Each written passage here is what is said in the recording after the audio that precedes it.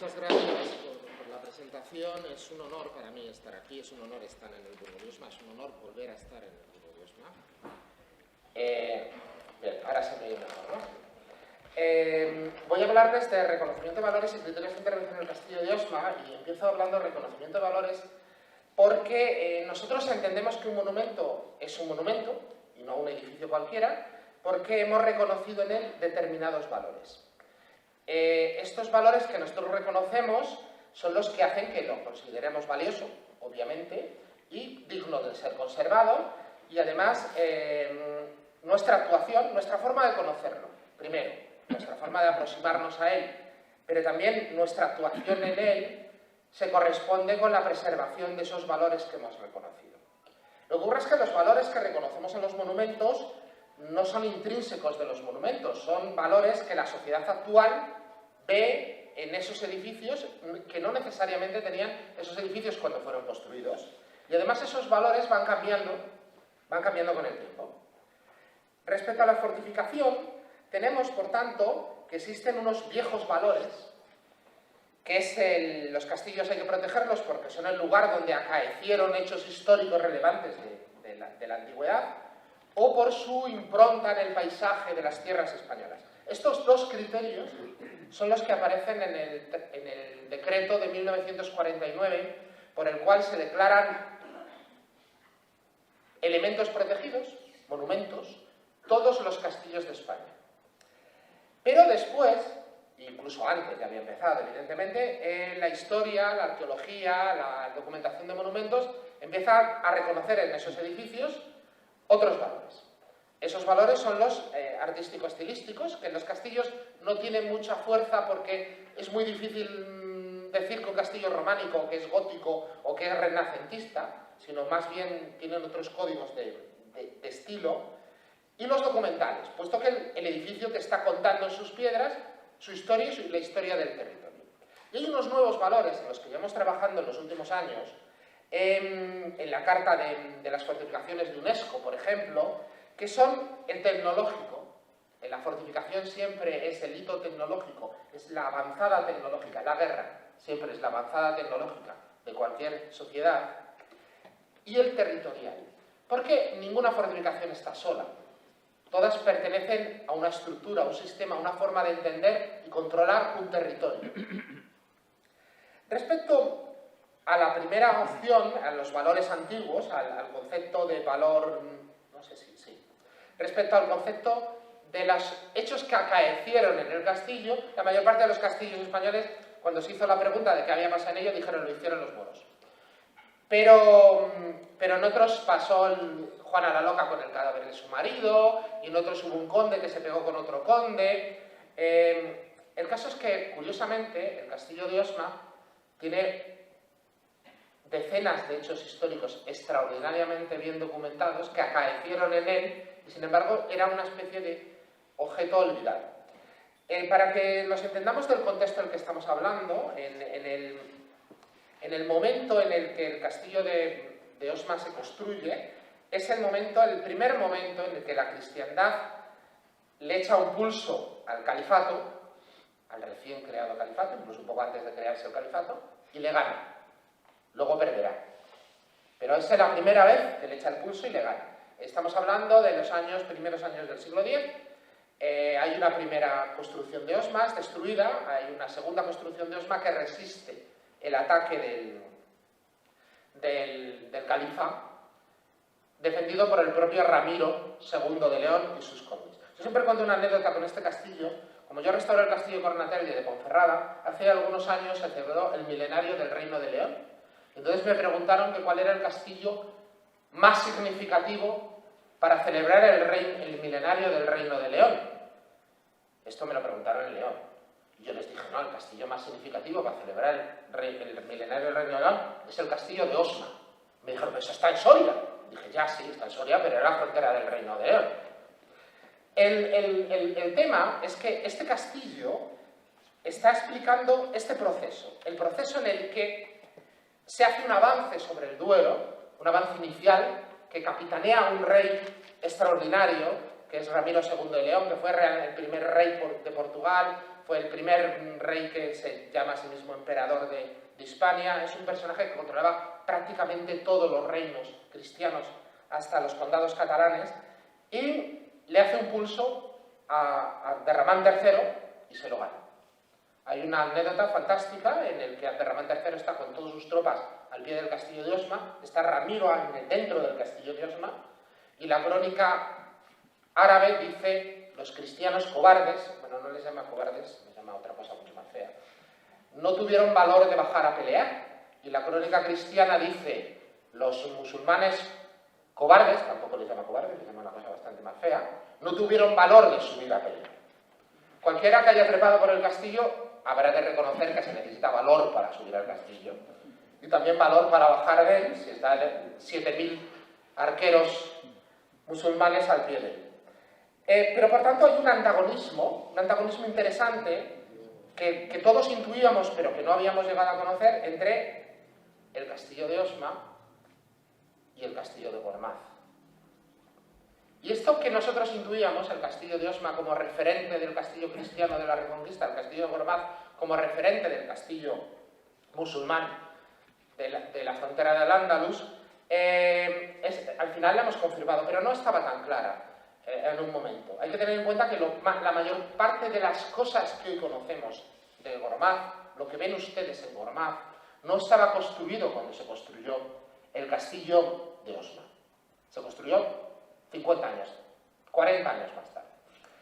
Pero esto es importante porque cuando hablamos de los hechos que acaecieron en los castillos, hay que tener una seguridad científica de que evidentemente el edificio que estamos viendo es el que estaba cuando acaecieron esos hechos. Les diré que la inmensa mayoría de los castillos que se visitan cuando uno recorre la ruta del Cid Campeador no existían cuando el Cid Campeador pasó por allí. Osma sí, y Gormaz también. El otro valor antiguo es el valor de la ruina. La ruina entendida como un elemento paisajístico, como el paisaje, la ruina en el paisaje, que dice el decreto del año 49. Pero mi amigo Edward Cooper, el gran investigador de los castillos españoles, también dice que solo hay dos tipos de ruina. La que es de mentira y la que se cae. Nosotros en España tenemos mucha de la segunda tipo, de la ruina que se cae. Por tanto, estos serán los elementos iniciales que están en el decreto que hace que todos los castillos de España sean monumentos.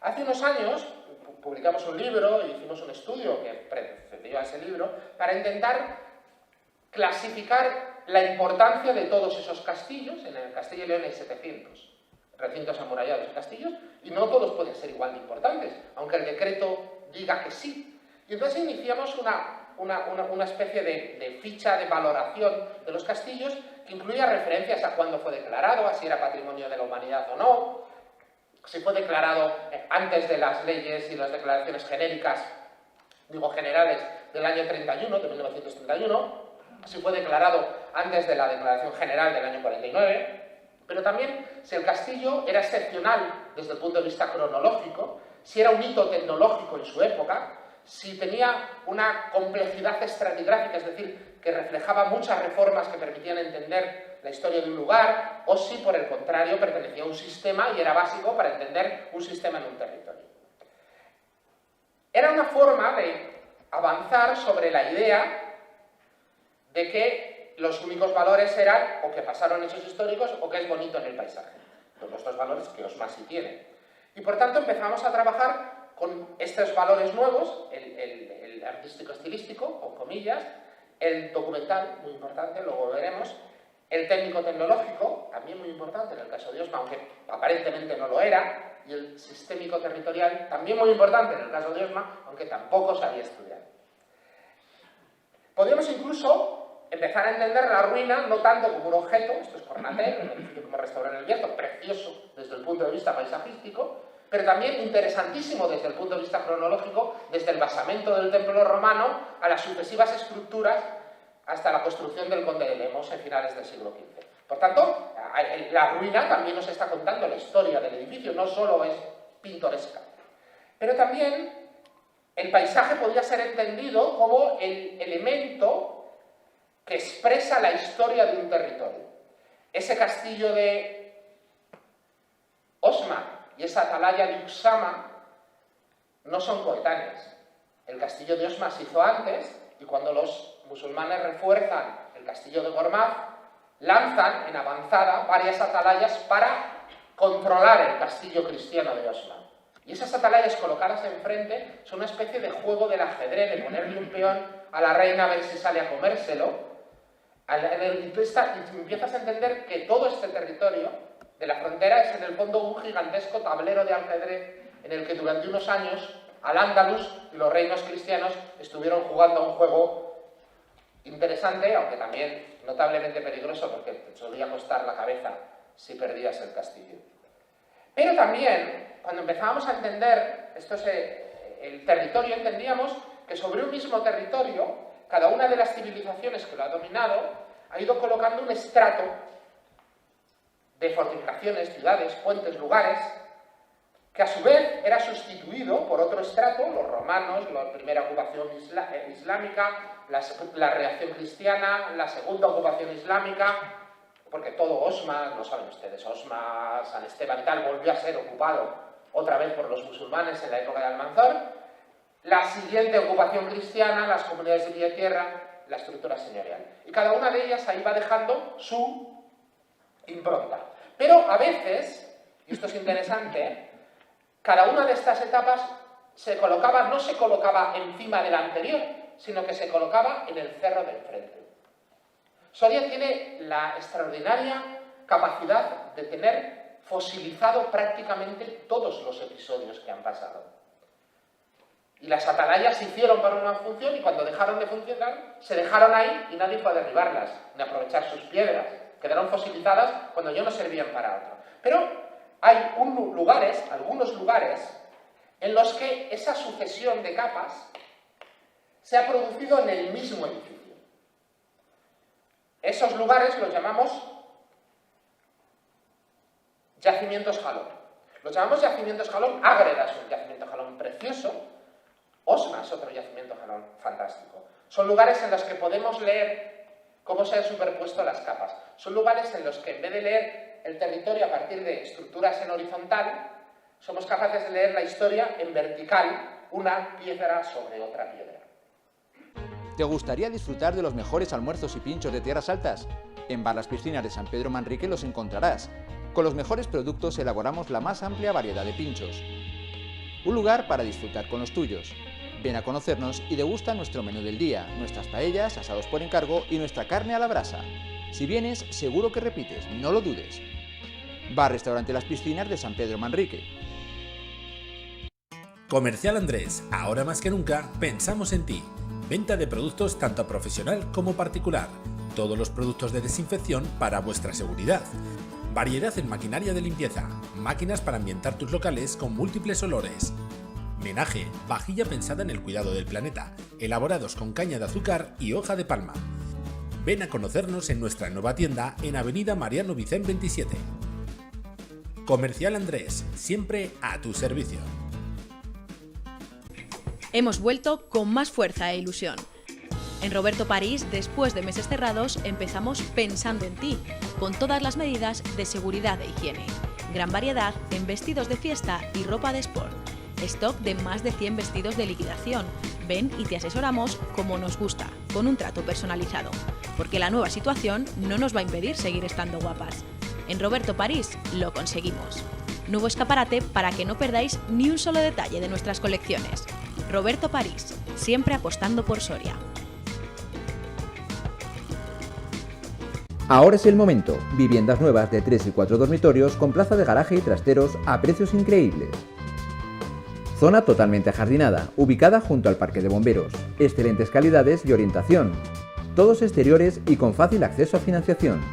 Infórmate en urbanizadoreconstrucciones.com o llámanos al 975 22 0300. Bar Argentina. Ven y disfruta de una gran variedad de enlatados y vinagres con mucho sabor y de la mejor calidad, acompañados de la cerveza más fría y el mejor vino. En un ambiente familiar que hará que te sientas como en casa. Si lo que buscas es un buen café o un delicioso quemadillo, ven al Bar Argentina y deleítate. Además, ven a disfrutar los jueves de nuestro pinchopote, corto o vino más tapa, desde solo €1,50, desde las 8 de la tarde hasta las 10:30 de la noche. No te lo pierdas. Bar Argentina, en el tubo ancho. Cuando empezamos el plan director del castillo de Osma en el año 2006, lo que nos propusimos era hacer una relectura completa y absoluta del monumento desde cero.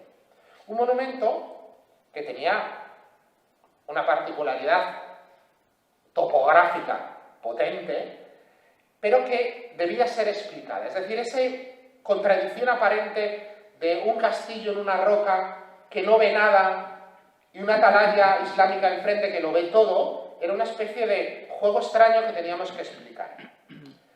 Y además era un castillo, lo he contado varias veces, completamente olvidado. Parecía que no había nada allá arriba. Parecía que eran solo 4 piedras que quedaban en un risco abandonado y que los grandes castillos de esta provincia tenían que ser Berlanga, Gormaz. Pero Osma es mucho más grande de lo que ustedes creen, es muy, muy grande. Lo que ocurre es que como está allá arriba no lo parece.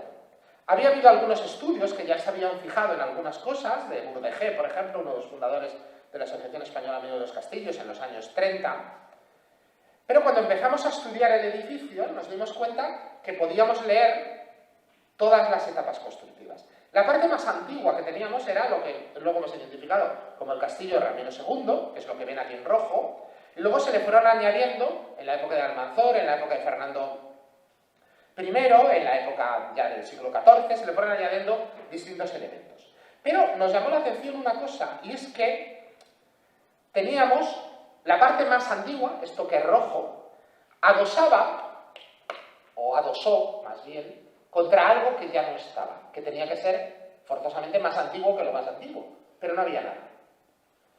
Nos faltaban 2 torres. 2 torres habían desaparecido por completo, 2 torres que sin embargo los dibujos que se conservan en la catedral están. Hicimos entonces una hipótesis de que esas torres podían pertenecer a los restos del castillo condal, que había hecho el conde de Castilla antes de que llegara el rey, que había sido destruido por Abderramán III, esto también lo sabíamos, y que si no quedaba nada era porque estaban hechas de un material que era muy aprovechable.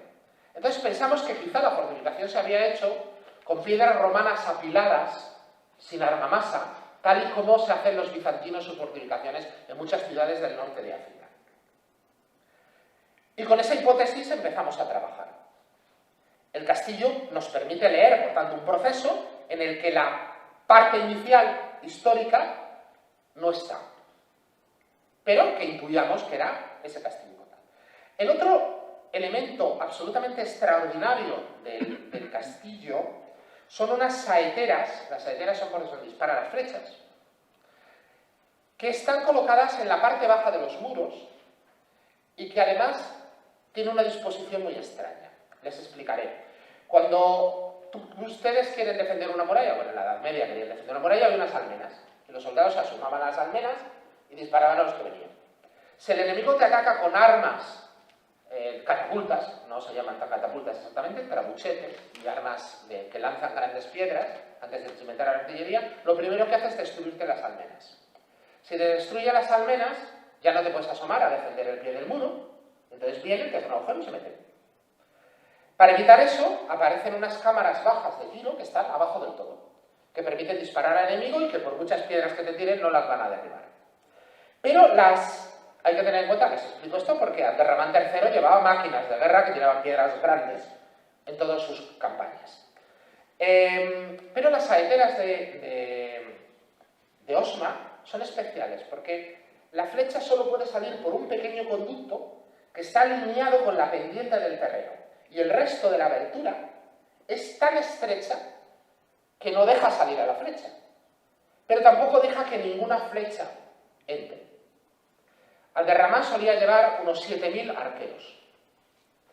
Si pones alrededor del castillo 7.000 arqueros y disparan los 7.000 arqueros y tienes unas saeteras normales, tarde o temprano alguna flecha entra y mata al arquero que le defiende. Pero con esta solución las flechas solo podían salir en esta dirección y por tanto cualquier flecha que llegara en tiro parabólico no podía entrar por el hueco de la saetera. Claro, esta precaución es solo explicable si enfrente vas a tener 7.000 arqueros. De hecho, no hay ningún otro castillo de España que la tenga. Y solo aparece tardíamente en algunos castillos construidos en las cruzadas en Tierra Santa. Claro, teníamos el problema de, claro, como somos españoles, pues es más fácil pensar que vino un francés a enseñarnos cómo hacer las saeteras que pensar que las inventamos nosotros y las llevamos a las cruzadas. Pero da la casualidad de que dos de los cruzados más importantes que construyeron castillos en Tierra Santa son hijos del tenente, del Lara, que era tenente del castillo de Osma. Y aunque esa parte todavía estamos reivindicando, es muy probable que las saeteras de este tipo que aparecen en Tierra Santa y en ningún otro lugar fueran un invento soriano que se inventó para una necesidad muy concreta, que era enfrentarse a Abderramán III. Cuando empezamos a trabajar, una de las primeras cosas que hicimos en los años 2010-2011 fue evitar que se cayera el castillo. Esto era bastante evidente, habían ido robando las piedras de las esquinas, había situaciones muy peligrosas y se fue recomponiendo todas las bases del edificio. Pero también se ejecutó una excavación profunda de todo el recinto superior. Una excavación profunda de todo el recinto superior que nos permitió ir desentrañando esta historia que habíamos esbozado desde el plan director, pero que no habíamos sido capaces de comprobar en el terreno porque había montones de escombros. Les voy a hacer un resumen de lo que llegamos a la conclusión después de acabar. Hay muy pocos restos antiguos, solo un pequeño Nasima con algunos restos prehistóricos, pero se veía muy bien la estructura donde estaban las dos torres que habían sido robadas, y al excavar una de ellas encontramos en la parte baja los pocos sillares romanos apilados que todavía quedaban. Localizamos un documento en los archivos de la catedral que cuenta que en el siglo XVIII, para hacer el cimiento de la catedral, desmontaron piedras del castillo, muchas carretas de piedras del castillo, para llevar el cimiento de la torre de la catedral. ¿Qué pasa? ¿Que qué piedras iban a desmontar? Pues los sillares romanos grandes en argamasa, que era lo más fácil de llevarse. Y por tanto, esos fueron los sillares que se fueron llevando, y eso explica por qué en pinturas de los retablos de la catedral están las torres y cómo después las torres dejan de estar. Con lo cual ya habíamos acertado una de las cuestiones. La segunda cuestión era el problema de las saeteras. Nosotros podíamos ver las saeteras por fuera, pero no las podíamos ver por dentro, porque el relleno de las tierras era tan alto que no podíamos llegar a verlas. Cuando iniciamos la excavación, fuimos capaces de sacar todas las saeteras desde el interior. Pero descubrimos una cosa muy interesante. Gran parte del relleno que había en el interior, que tapaba las saeteras, no era un relleno moderno. Era un relleno, ven ustedes las saeteras por dentro, como son, era un relleno que se había incorporado en el siglo XIV. Luego se lo explicaré y es muy interesante de explicar. Las puertas, identificamos las puertas, identificamos las salidas de agua bajo las puertas, pero tampoco pudimos en ese momento hacer un estudio más profundo de las puertas porque nos faltaban datos fundamentalmente planimétricos que se empezaron a hacer en ese momento. La siguiente fase es cuando el castillo es tomado por Almanzor. Almanzor se hace con el castillo a finales del siglo X y hay una parte, la parte baja de esa torre, que es claramente un aparejo islámico del periodo de Almanzor. Pero, curiosamente, ese aparejo está forrando la torre de piedras romanas robada. Es decir, lo ven ustedes, ¿no?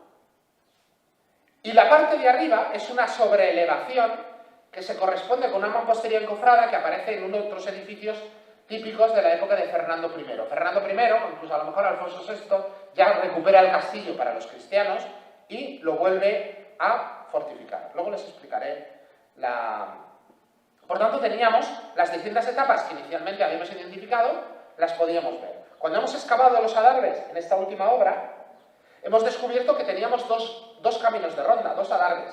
El adarve del siglo X y el adarve relevantado más alto de la obra de Fernando I.